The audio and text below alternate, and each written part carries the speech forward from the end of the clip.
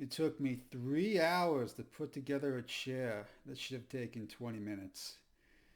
Well, if you haven't figured out by now, you know you're not dealing with a rocket scientist to begin with. But there's a bigger point I want to make in this mini confession. So, first off, as you might figure out, I'm not too mechanically inclined. You give me a hammer and a nail's going to go through my hand most likely. It's just always been very hard for me just, doing basic mechanical stuff.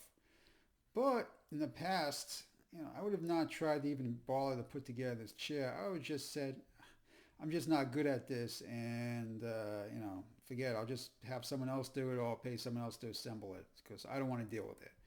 But that was back then when I used to have a fixed mindset. And when you have a fixed mindset, it's one of the biggest problems and hurdles that people have is that they believe that either you have something or you don't. Either you're good at something or you're not. Either you're smart enough or you're not. And so what happens is if you have a fixed mindset, if you don't think you're good at something, you don't even try to get better at it. You just assume that I just simply wasn't born with it. I don't have the capabilities, and it's just something I have to accept. And how many people go through their lives not wanting to do something because they have the belief that I just simply don't have this ability like other people do, and I just have to accept my lot in life. Now you compare that with the growth mindset. Growth mindset is that things are not fixed. While you may be naturally better at one thing versus another thing, if you simply take the time and effort to learn and practice doing something that you've been uncomfortable doing in the past, then if you just keep practicing at it, you get better at it. It's not rocket science. Some people mistake some of the great people in history, that they just simply had things that other people uh, didn't have.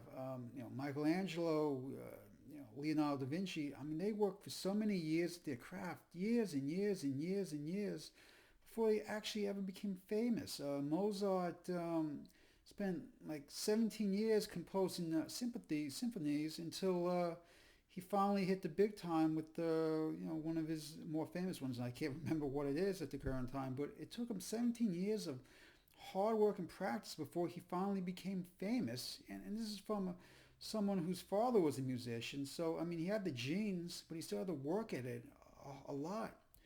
So instead of looking at things with a fixed mindset, look at things with a growth mindset.